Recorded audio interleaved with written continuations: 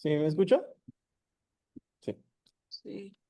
Bueno, vamos a hablar hoy de la sífilis y la tuberculosis en lo que es pues la retina. Vamos a empezar con la sífilis. Es una infección causada por espiroquetas, más conocida también como uveitis sifílica. El agente causal en la sífilis es el treponema pallidum. La inoculación principal es por transmisión sexual. Esta puede ser en contacto directo con una lesión activa y ya sea también por la propagación a través pues puede ser por transfusiones también. Antes de la que apareciera el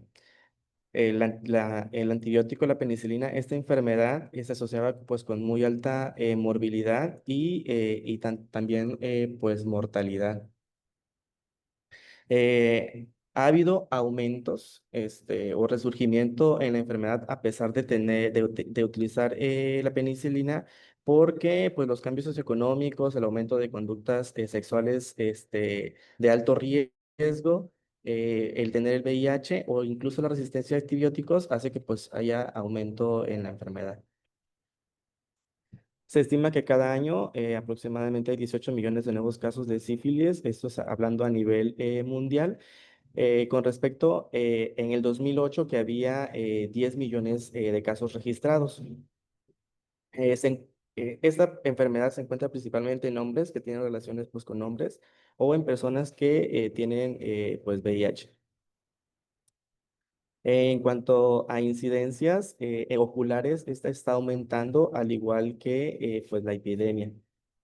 Ahí vieron unos estudios realizados en el 2016 y 2018, donde la incidencia en cuanto a la sífilis ocular había aumentado, estaba entre el 0,6 y el 1% de los casos de sífilis. Los síntomas se han asociado con la neurosífilis. Después que está la inoculación o el contacto, los síntomas suelen aparecer entre los 2 y los 6 meses. Los hallazgos oculares más comunes están relacionados a uveitis y se pueden presentar pues, en anterior, uveitis anterior, intermedia, posterior o pues la panuveitis. En cuanto a la epidemiología, el principal reservorio es el ser humano.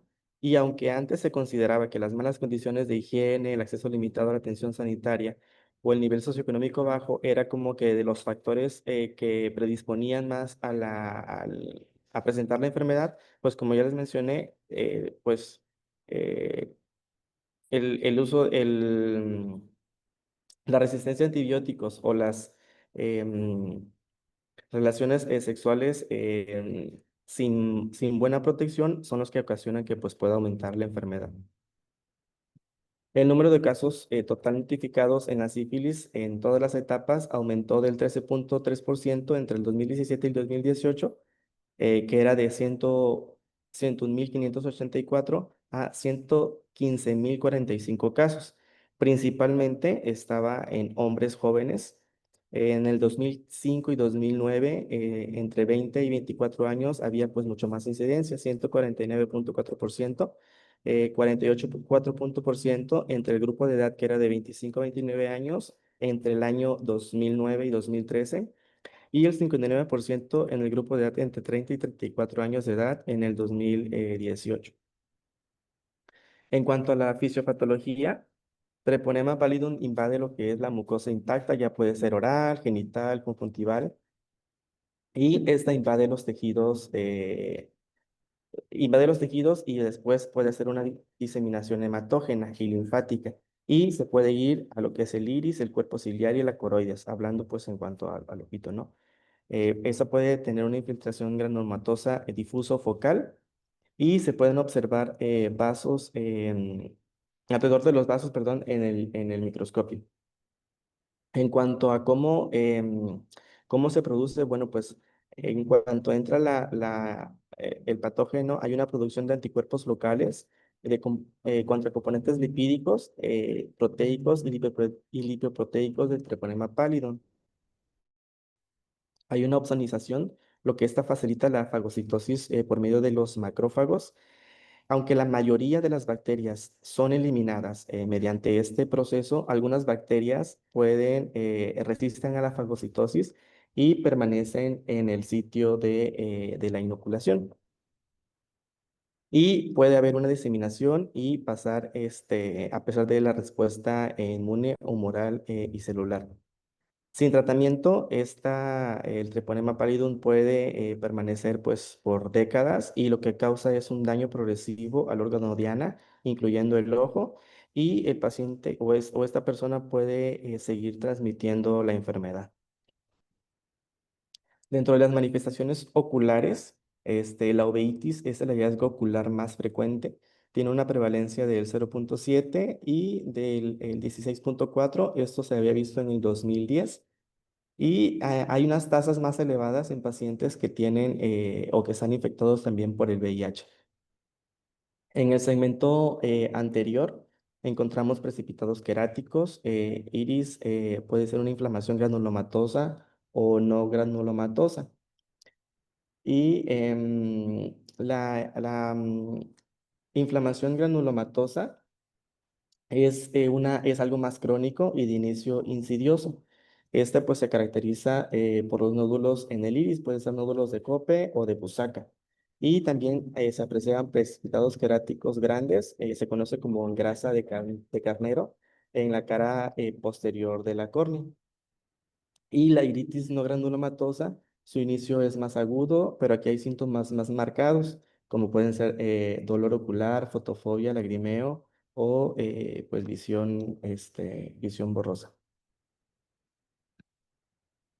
En el segmento posterior observamos una vitritis, vasculitis, papilitis, periferitis, desprendimiento de retina exudativo, derrame uveal, puede haber oclusión de la vena central de la retina, formación de membrana neovascular subretiniana, necrosis retiniana, neuroretinitis o corioretinitis placoide posterior.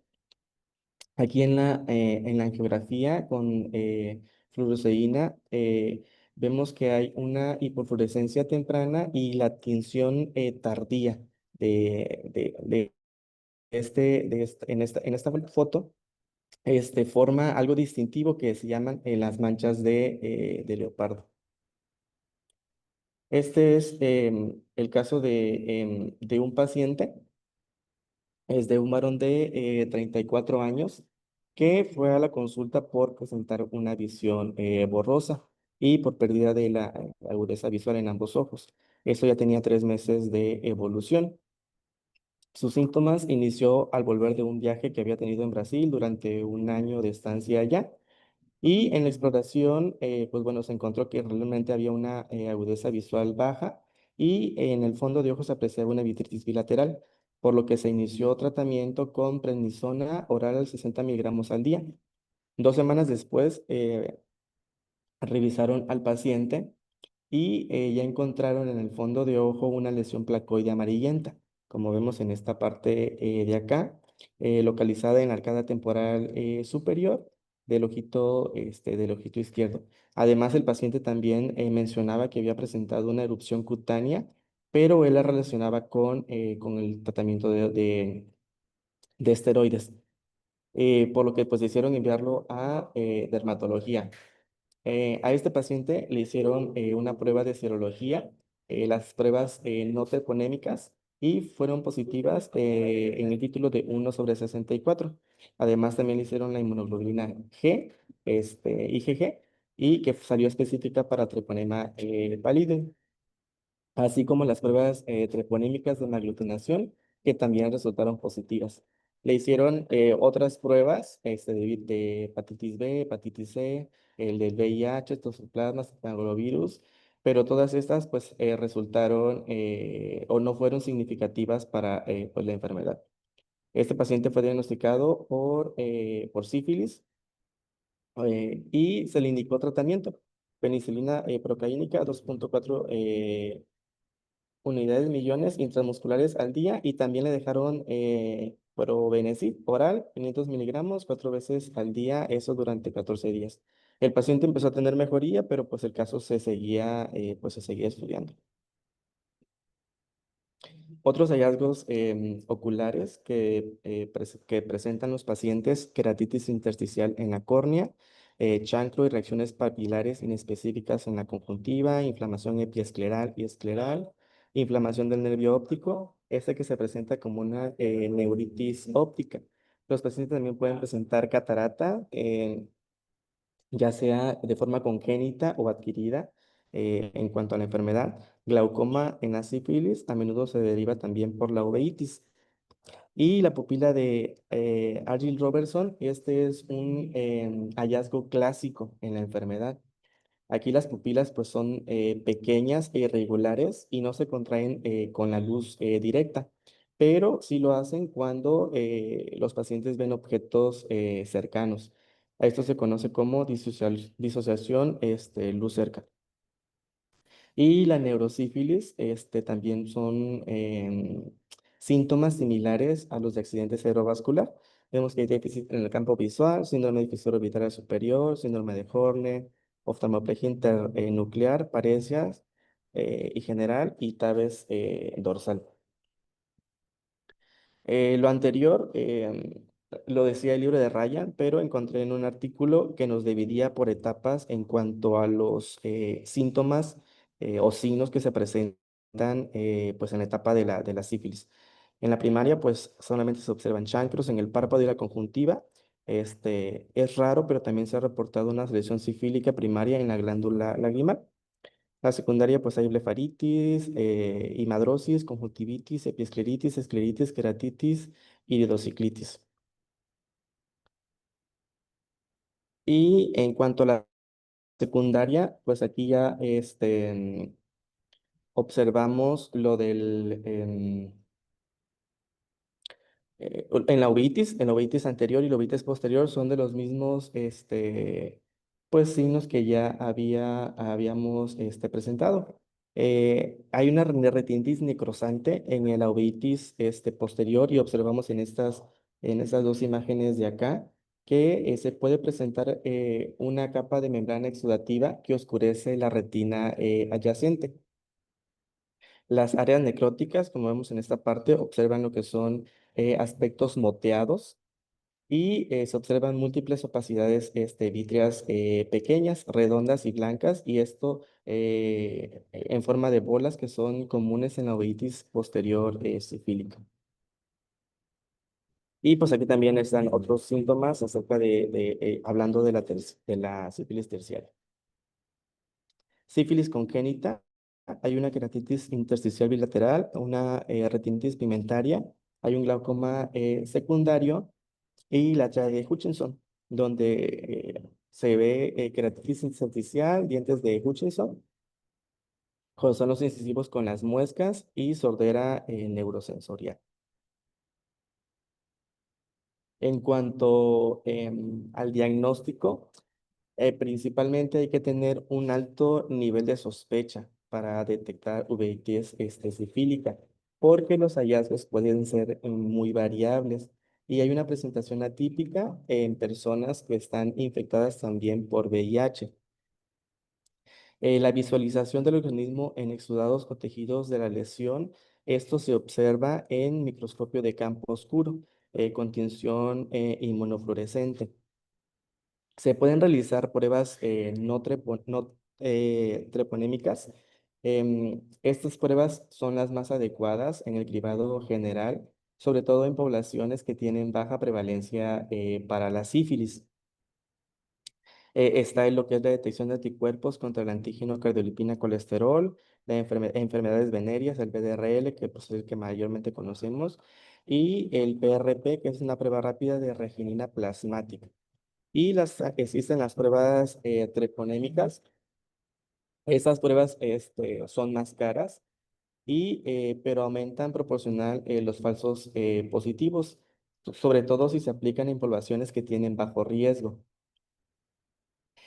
Por lo general, cuando estas pruebas, las pruebas treponémicas, eh, salen positivas, el paciente sigue siendo positivo pues de por vida. Está el inmunoensayos enzimáticos y los ensayos sí, quimiolucinantes. ¿Qué es lo que hacen estas pruebas? Bueno, pues cuantifican, son cualitativas y detectan anticuerpos de inmunoglobulina IgM y IgG.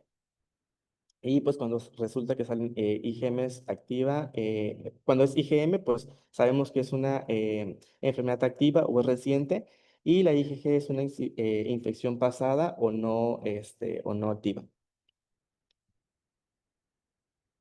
Y hablando de esta prueba, de las pruebas treponémicas, cuando se puede realizar un protocolo, y este protocolo pues comienza con lo que es el inmunoensayo para detectar anticuerpos treponémicos.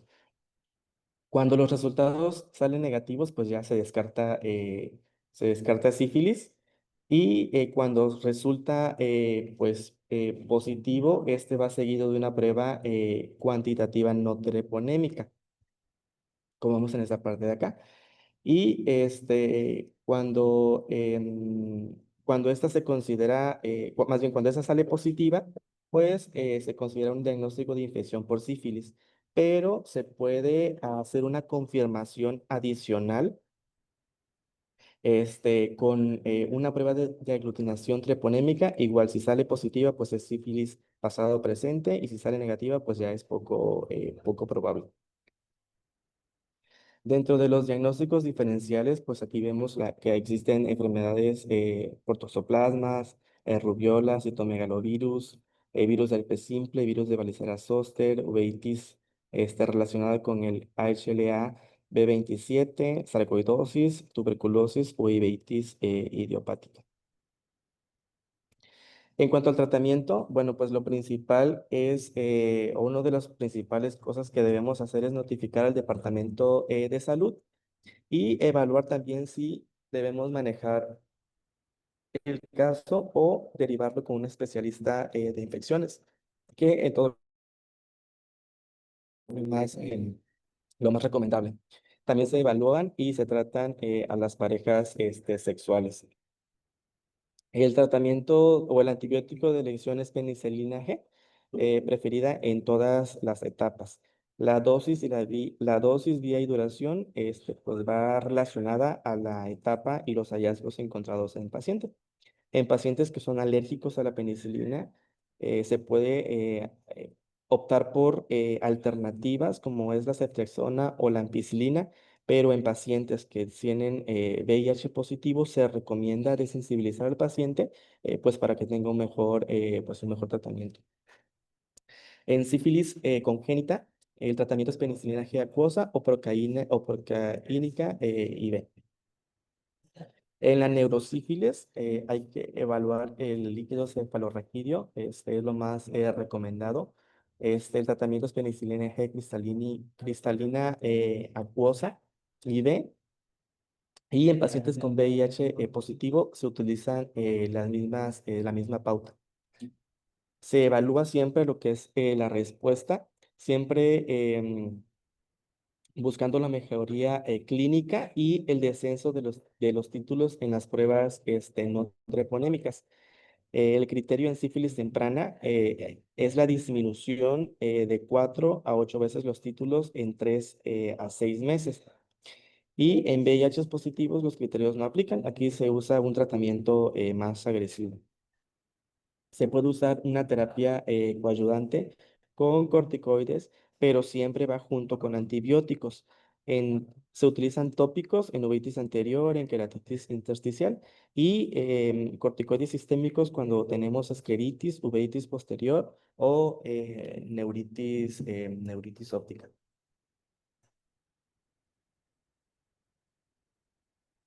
Y el tratamiento recomendado para la sífilis, aquí según la etapa de la enfermedad en la que el paciente se encuentre. Si es una etapa primaria, secundaria o latente, el tratamiento preferido es pues la penicilina G benzatínica, 2,4 millones de unidades. Esta se pone intramuscular, esa es dosis única. Y en la parte de acá podemos ver que hay un tratamiento alternativo. Toxiciclina, 100 miligramos de oral cada 12 horas.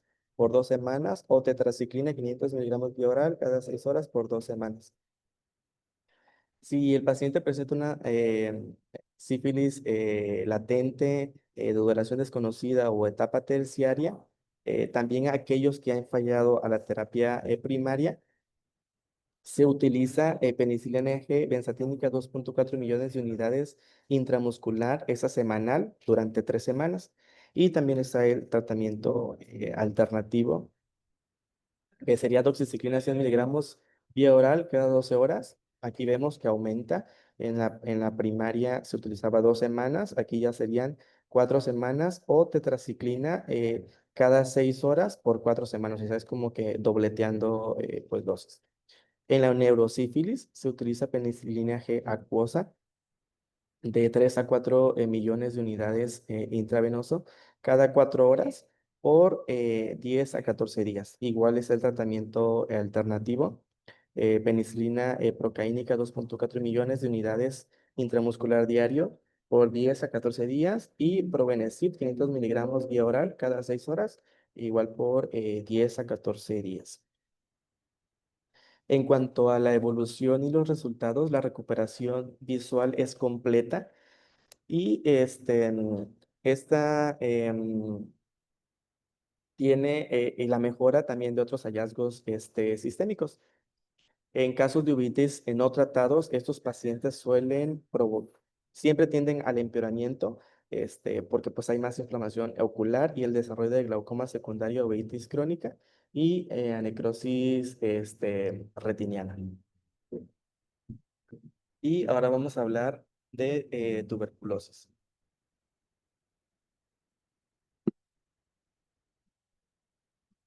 Bueno, la tuberculosis es una enfermedad causada por una micobacteria. Esta es prevenible y es curable. La infección micobacteriana ocular representa una forma importante de infección extrapulmonar. Abarca las enfermedades microbacterianas tuberculosas y las no tuberculosas en el ojo y pues en otras partes también del cuerpo. La tuberculosis se dice que es una infección oportunista más común en los pacientes igual con VIH. En cuanto a la epidemiología, las personas que tienen VIH tienen pues más riesgo o más posibilidades de contraer la enfermedad, tienen del 20 a 30 veces más probabilidades de desarrollar tuberculosis activa. Los hombres adultos representaban el 57%, las mujeres el 32%, los niños el 11%. El 8,6% de los casos son personas que tienen VIH y el 1,2 millones de estos casos son de tuberculosis pues a nivel mundial. Se dice que la tuberculosis es la novena causa de muerte a nivel mundial y pues está relacionada con la pobreza, VIH y igual la resistencia a los medicamentos. Son los principales factores que impulsan pues a la epidemia mundial en cuanto a la tuberculosis. Hay ciertos datos importantes, por ejemplo, en eso tenemos en infecciones por micobacterias no tuberculosas. Aquí la población afectada es en inmunocompetentes, inmunodeprimidos, y la situación actual es que actualmente está apareciendo en entornos donde antes no habían estos casos. Hay nuevas manifestaciones clínicas también. El diagnóstico se está tornando un tanto pues difícil porque a veces simula tuberculosis típica. Y pues también existen falta de herramientas de laboratorios para poder diferenciar entre la tuberculosis, ahora sí, la micobacteria no tuberculosa y la tuberculosa. Y pues también hay una dificultad en cuanto al manejo y a la recuperación del paciente. Y de la tuberculosis ya habíamos hablado al principio, pero hay zonas con mayor incidencia en África subsahariana, el sudeste asiático, más de 100 casos por 100.000 habitantes. Y es importante el diagnóstico tratamiento para prevenir complicaciones, incluida la pérdida de la visión. Y actualmente sí está disminuyendo la incidencia. En 2000 al 2018 Hubo menos de 1,6 anual. Del 2017 al 2018 menos del 2% anual. Y del 2015 al 2018 menos del 6% acumulado. Y también hay reducción de muerte del 2015 al 2018 menos, un menos 11%. En el 2018 se registraron aproximadamente medio millón de nuevos casos de tuberculosis resistentes a la rifampicina. Y el 78% de estos pacientes eran resistentes a la rifampicina. Y países con mayor carga es la India, el 27%, China y Rusia. Tuberculosis pulmonar y la extrapulmonar. El agente causal, pues, es Mycobacterium tuberculosis. Es un bacilo aeróbico, ácido alcohol resistente. Este no produce esporas. La vía de transmisión es por gotas de respiratorias expulsadas de personas que están infectadas, cuando tosen, estornudan o incluso cuando hablan.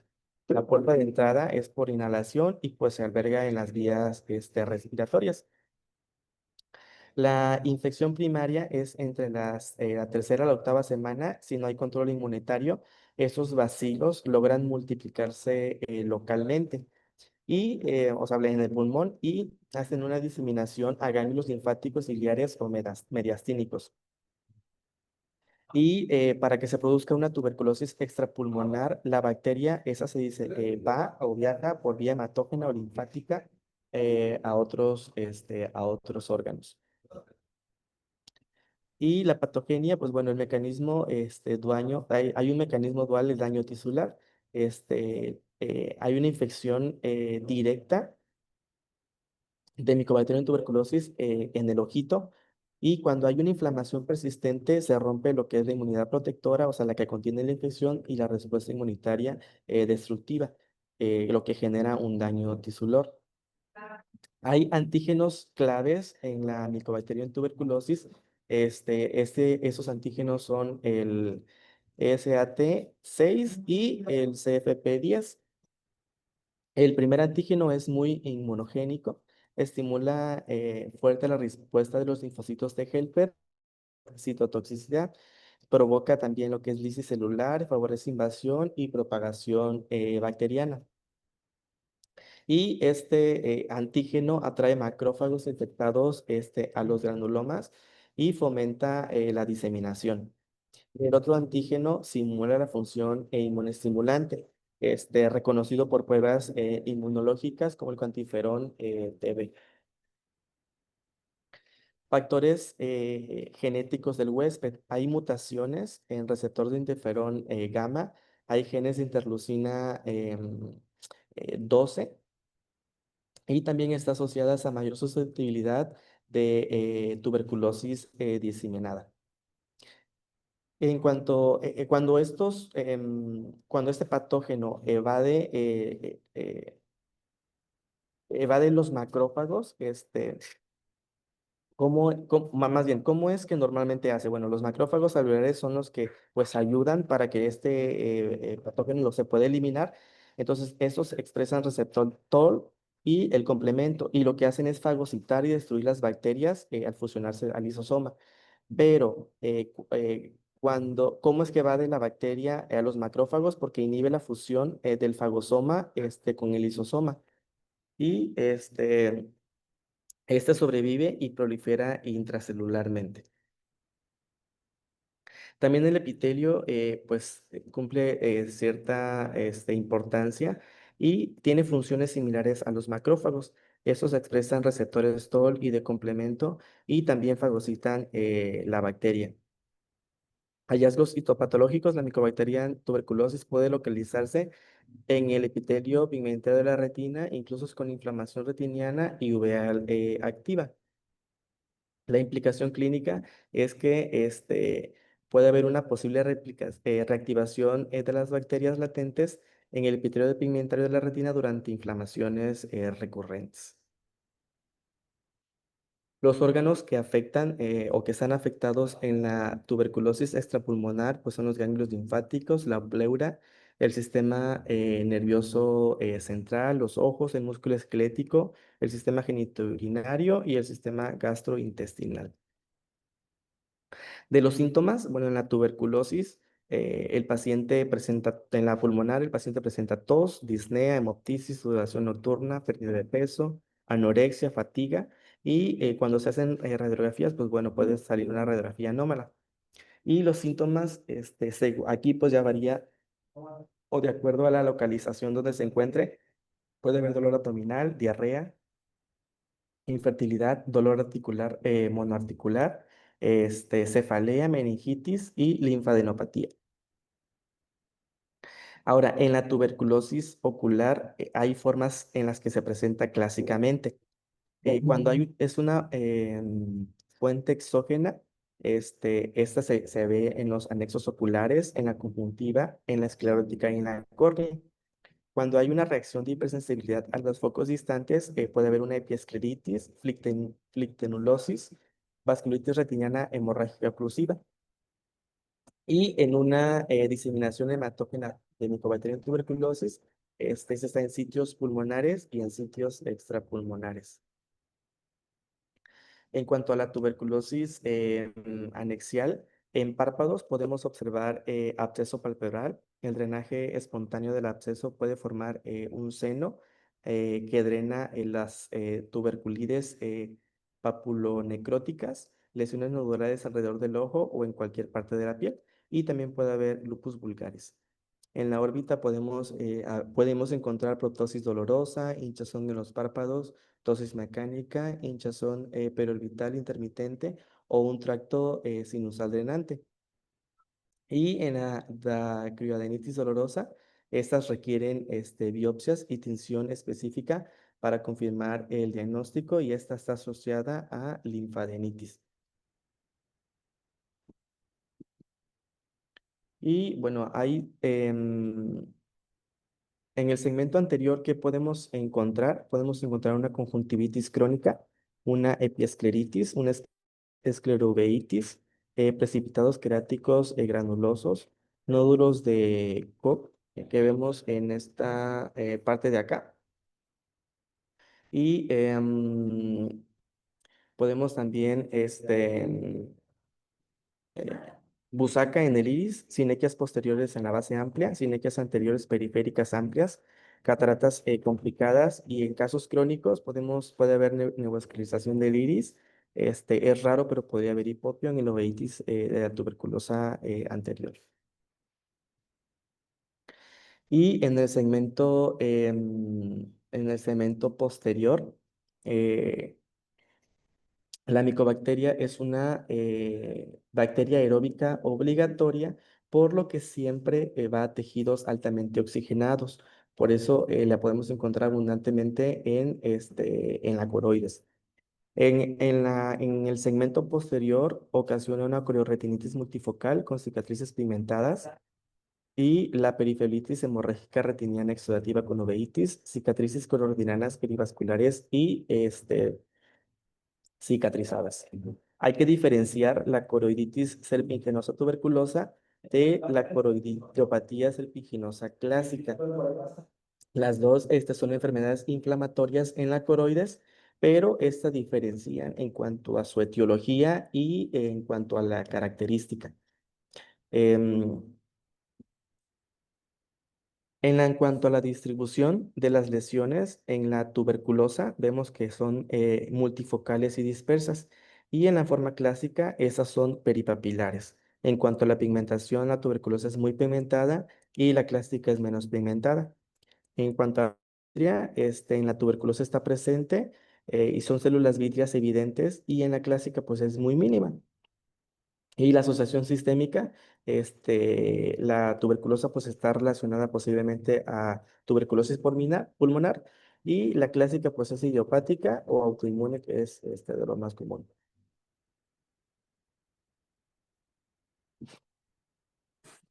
Y aquí hay unos signos clínicos en infecciones oculares por micobacteria que pues bueno, ya habíamos hablado pues varias de esas, pero es como un resumen. Y aquí observamos pues, un paciente que muestra un tubérculo coroideo, por ejemplo, en la foto A, donde hay un desprendimiento exudativo adyacente. Esta foto fue antes del tratamiento. Y en la foto B es un paciente que ya presentó tratamiento y podemos ver que muestra ya cicatrices con resolución también de lo que es el desprendimiento exudativo. Y en esta otra foto de ojito podemos ver hemorragias intrarretinianas, exudados, como vemos, exudados algodonosos. Y también se aprecia un edema difuso. Este muestra un granuloma tuberculoso a nivel del disco óptico, vasculitis, también retinitis. Y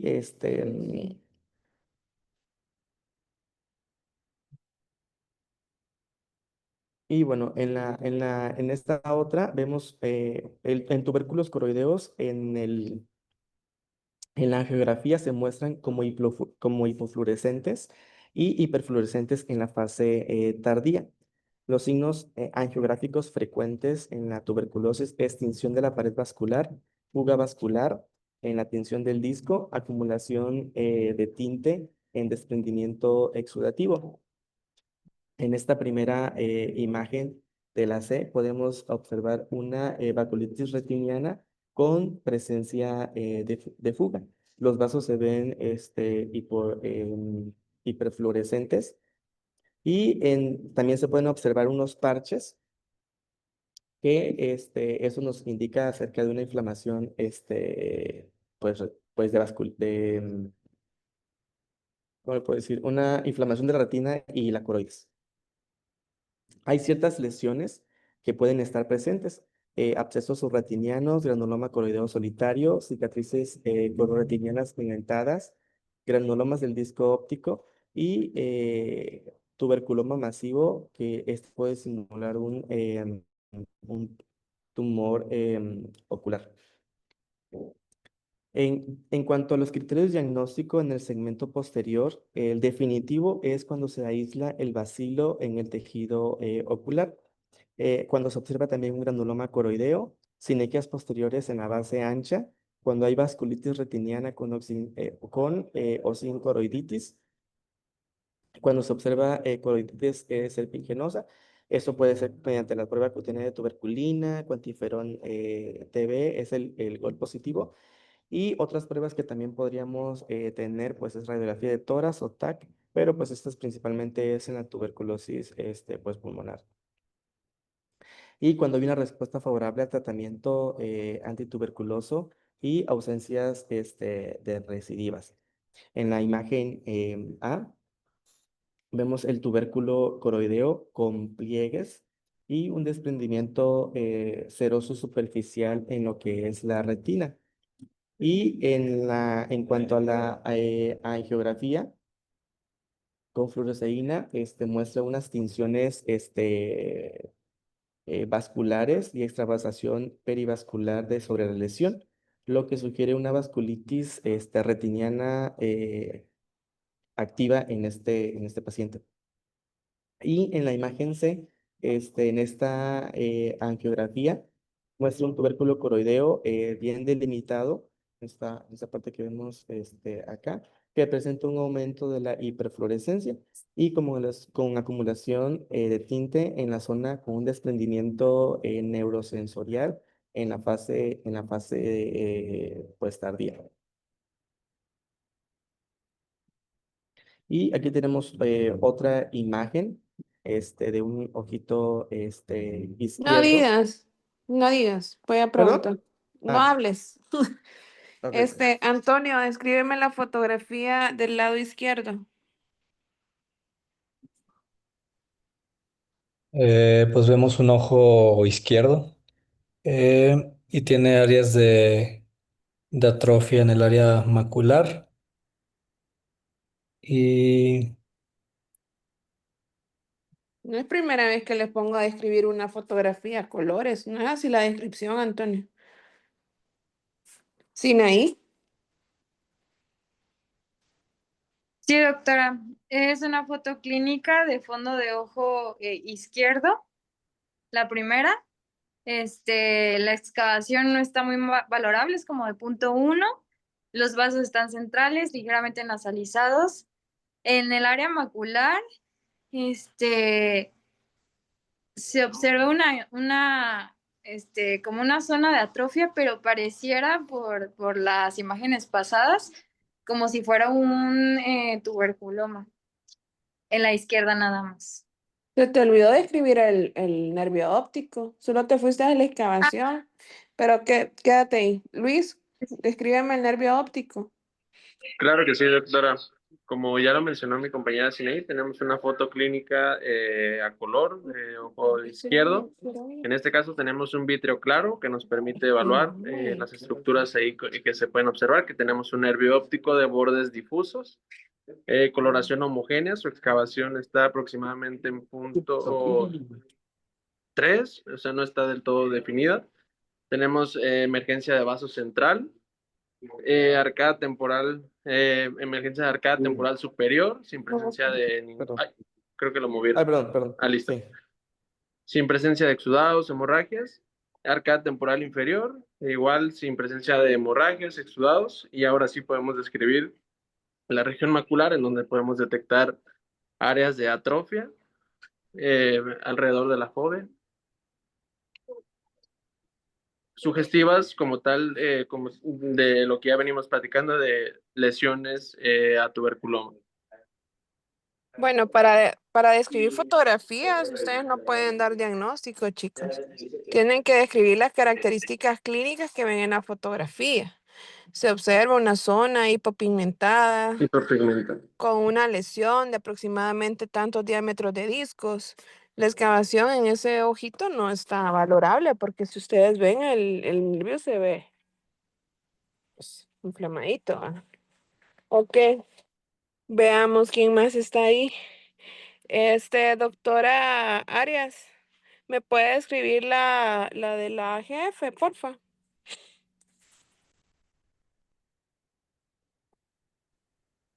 Bien, se mira un fondo de ojo con fluorangiografía, en el cual se ven más marcadas las arcadas de la arcada superior, y se ve una zona hipoprofundida en el área macular con perfusión, perdón, de Así se describe. Y una sola vez también te fuiste a las arcadas y lo demás no lo describiste.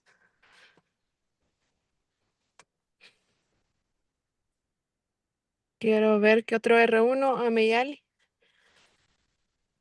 Sí, es una fotografía con fluorangiografía del ojito izquierdo. El nervio óptico se alcanza a ver una hiperfluorescencia. Igual hay un engrosamiento de la arcada superior se alcanza a ver, y hay zonas de hipofluorescencia en mácula. Y en la zona central también una hiperfluorescencia. Diego, termina de escribir, por favor. Bueno, pues sí es lo que Ni ven, la fase en pues la que está, comentar, porque a las doctoras se les olvidó la fase. es en la fase, se me acuerdo, la fase arterial. ¿Qué dijiste? Tú eres No, a R2, ver, así que dime qué fase está. no, es fase venosa. ¿Por Es qué? Sí, fase arterial. este, ¿Por qué? Dime, Carlos, ¿por qué es arterial? pues, Por cómo se ven las... A ver, quítale.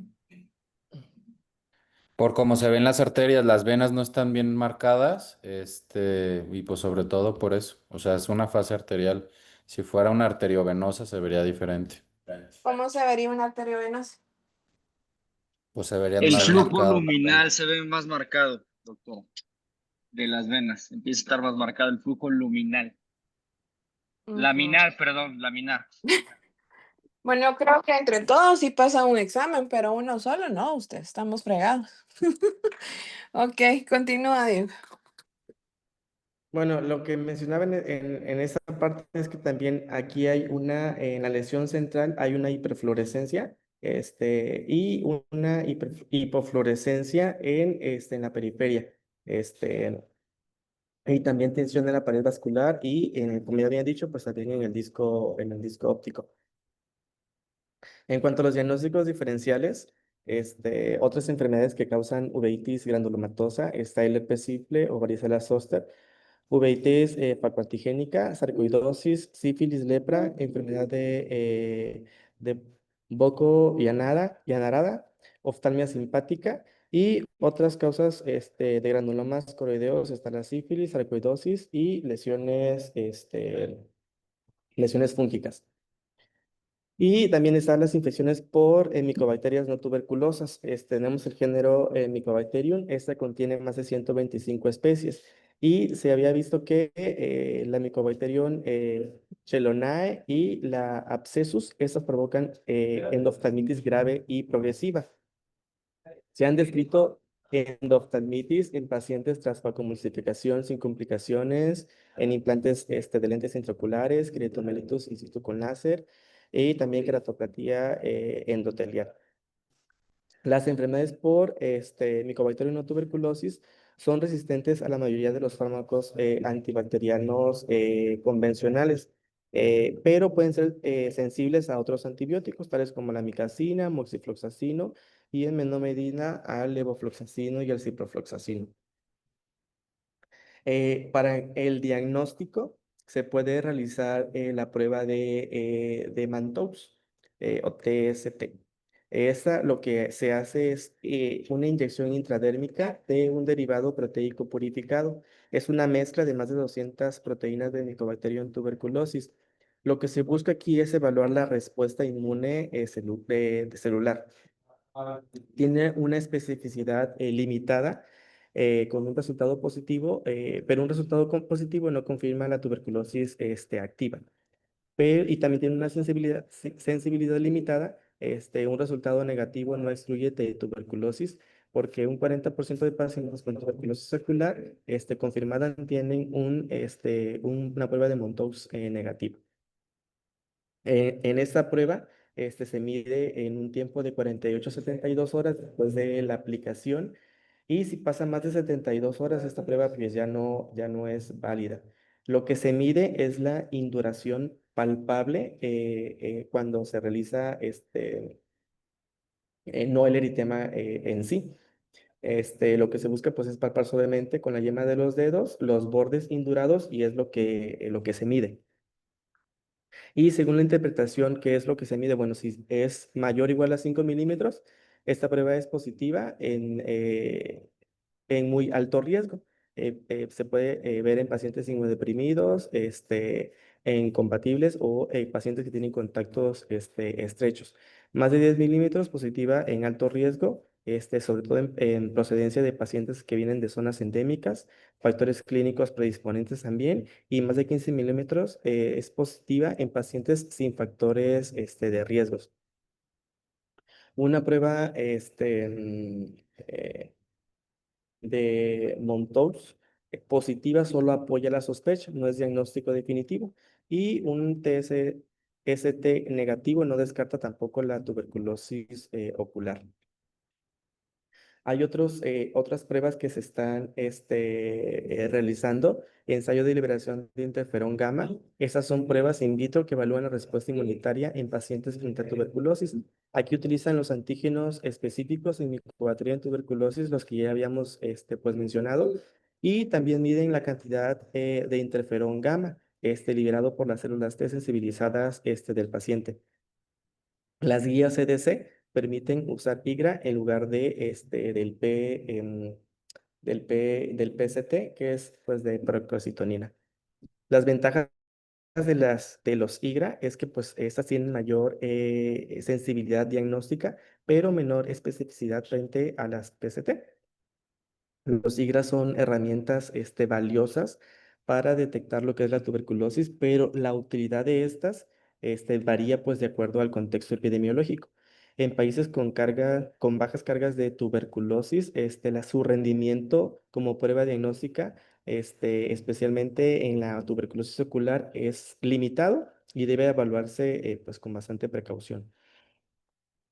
El examen microbiológico, esta es la piedra angular para el diagnóstico, es el aislamiento de la micobacteria en tuberculosis, pero no siempre es posible evaluarlo, sobre todo en tejidos oculares y cuando está inflamado, porque hay que realizar ciertos procedimientos, como es la tinción de Ziel-Nielsen, la inoculación de medios líquidos y sólidos, identificación de especies, pruebas de sensibilidad a fármacos.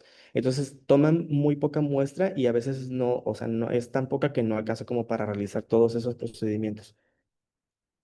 La ausencia de bacilos ácidos resistentes o de necrosis gaseosa en las muestras de biopsia no descartan tampoco la tuberculosis y se puede someter a pruebas de diagnóstico molecular en líquidos de cámara anterior o del vitrio y pues puede ser mucho mejor que lo del pues alguna muestra. El diagnóstico basado en la detección de ADN de micobacterias mediante PCR y la PCR en tiempo real, esta pues se está convirtiendo en el método de elección para detectar pues tuberculosis.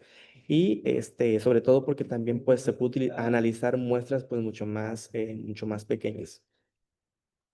En cuanto al diagnóstico pues molecular, en este está recomendado por la Organización Mundial de la Salud.